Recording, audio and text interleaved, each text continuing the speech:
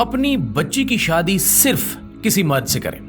अस्सलाम वालेकुम नाज़रीन, आपको मेरी ये बात अजीब ज़रूर लगी होगी और आप यकीनन सोच रहे होंगे कि हम सब अपनी बच्चियों की शादी मर्दों ही से तो करते हैं, लेकिन मेरा मानना है कि ऐसा नहीं है। अक्सर बच्चियों के घर टूटने की वजह सिर्फ और सिर्फ यही होती है कि उनकी शादी किसी मर्द से नहीं होती, बस मर्द दिखाई देने वाले एक फर्द से हुई होती है। मर्दों की कुछ निशानियां आज आप नोट कर लें और जब भी किसी बच्ची का रिश्ता करें, अगर ये बातें उस बंदे में ना पाएं, दरअसल आप अपनी बच्ची को जिंदगी भर का अजाब देने जा रहे हैं। नंबर 1, नाज़रीन, मर्द औरत से एक मुकम्मल अलग सिनफ है, तो जिस मर्द को औरतों के औसाफ वाला पाएं उससे माजरत कर ले।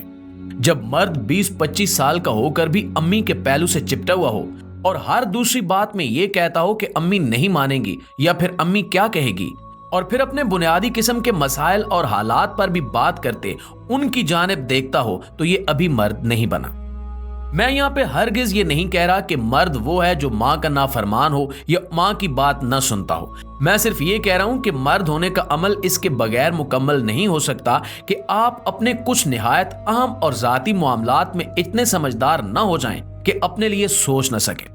ऐसे मर्द शादी के बाद अपनी शरीके हयात की जिंदगी के मामलात को भी अम्मी की हिदायत के मुताबिक चलाने की कोशिश करते हैं। दो मुख्तलिफ लोगों की मुख्तलिफ सोचें जब मेल नहीं खाती तो बिगाड़ का आगाज हो जाता है। नंबर 2, मर्द औरत को गुलाम समझकर ट्रीट नहीं करता कि बस तुम मेरी खिदमत के लिए पैदा हुई हो और तुम्हारे पैदा होने का मकसद मेरे बच्चे पैदा करना, मेरे लिए खाना बनाना और मेरी ख्वाहिशात पूरी करना है। मर्द बीवी को वो दोस्त बनाता है जिससे बात की जा सके, उससे मामलात डिस्कस किए जा सके।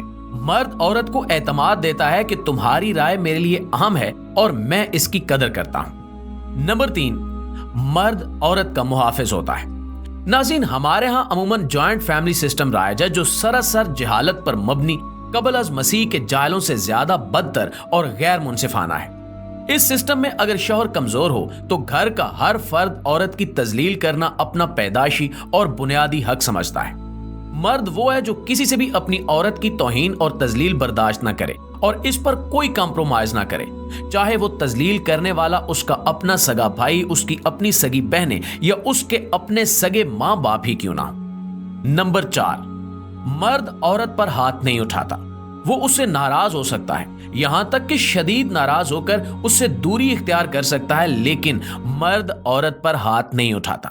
मर्द जानता है कि औरत के साथ रहा जा सकता है या फिर नहीं रहा जा सकता, लेकिन वो किसी बात को बहाना बनाकर औरत पर तशद्दुद नहीं करता।